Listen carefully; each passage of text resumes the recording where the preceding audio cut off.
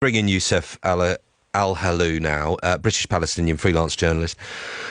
Youssef, you've got family in Gaza, I understand. Yes, I do, yeah. I'm worried about their safety as the internet disruption is ongoing and the bombardment is ongoing non-stop for the past 5 weeks. I was in Gaza 2 months ago, by the way. You were there 2 months ago, did you say? Yeah, 2 months ago, yeah. Right. And what kind of communication have you got with your family members out there now? So, absolutely, there is absence of safety. Even those who were ordered by the Israeli army to evacuate towards the south are being targeted by warplanes and gunboats, and the tanks that cut Gaza into half.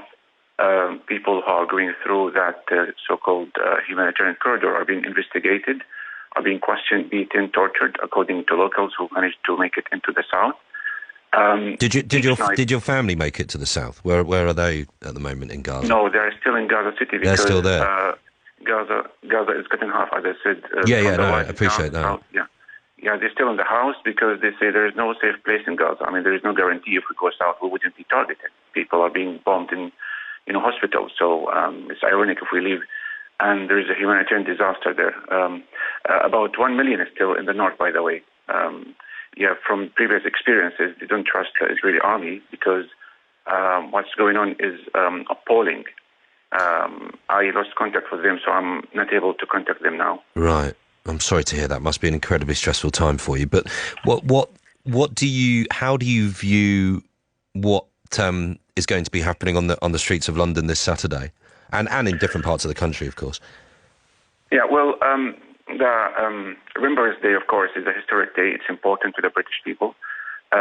Obviously, it's a day to remember those who lost their lives or killed, whether they are soldiers or civilians. It's a day to honor those who sacrificed their lives. But I think it goes in line with what's happening in Gaza, Palestine, because the whole idea is when those protesters, pro-justice, I call them, not pro-Palestinians, obviously they are pro-Palestinians, but those people, when they take the street, they urge the governments worldwide, including the UK government, Rishi Sunak, to press for a ceasefire. So the whole point is that they are calling for a ceasefire. They're marching peacefully. And it's outrageous that these marches are called and described by the Home Secretary as hate marches. Those people, they have a right to express themselves. They have a right to show solidarity with their fellow human beings.